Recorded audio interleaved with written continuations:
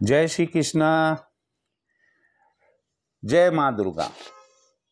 आप यदि माँ दुर्गा की नियमित पूजा अर्चना करते हैं तो हम जानते हैं कि माँ दुर्गा की पूजा अर्चना के समय अन्य पूजन सामग्रियों के साथ हमें नैवेद्य भी अर्पण करना होता है।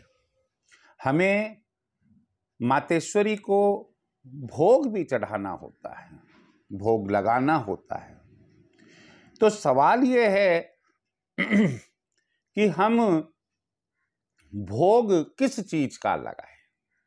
हो सकता है कि मैं जो बताने जा रहा हूं आपको इसकी जानकारी हो।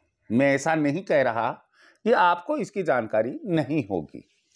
केवल यदि कहीं हमारी कहीं कोई त्रुटि हो रही है, हम कोई चूक कर रहे हैं, तो उसमें थोड़ा सा सुधार कर लें।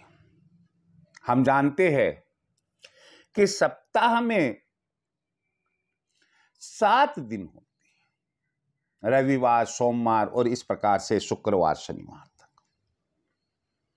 मां दुर्गा को जो भोग लगता है वो इन 7 दिन में अलग अलग वस्तु का लगता है।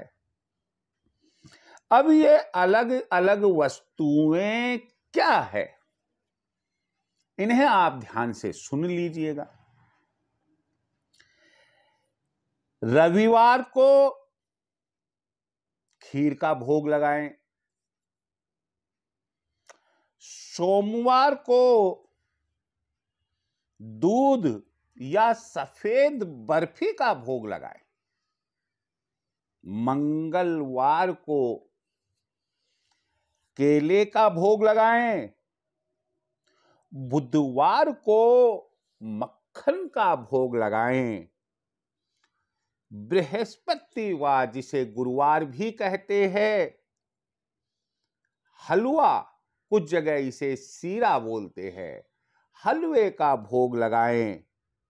शुक्रवार को मिश्री का भोग लगाएं और शनिवार को गाय के घी का भोग लगाएं। अब आप ये सोचते होंगे कि क्या देवी माता ये इस प्रकार से अलग अलग भोग स्वीकार करती है?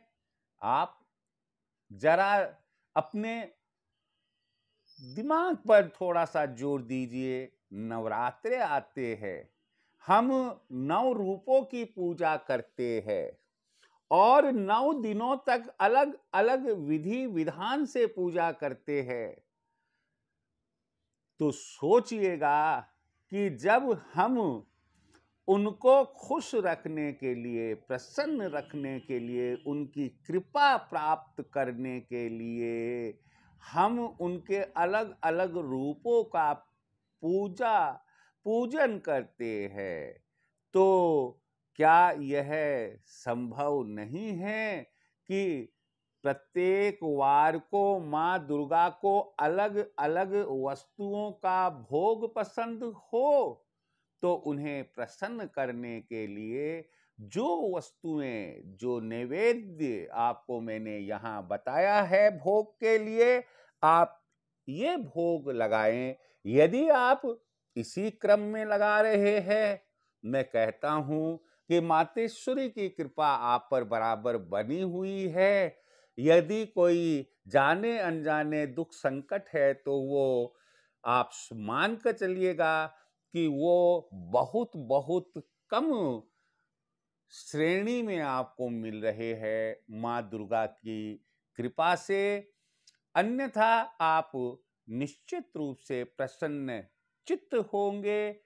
और यदि आप इस क्रम में नहीं लगा रहे हैं भोग, तो मैं आपसे यही कहूँगा कि यदि आपको मेरे इन विचारों पर यकीन है, विश्वास है, तो आप ऐसी परिस्थिति में माँ दुर्गा को प्रत्येक वार को जो जो मैंने जिस जिस वार के लिए भोग बताया है उसी तरह से पूजा अर्चना के बाद मातेश्वरी को भोग लगाए।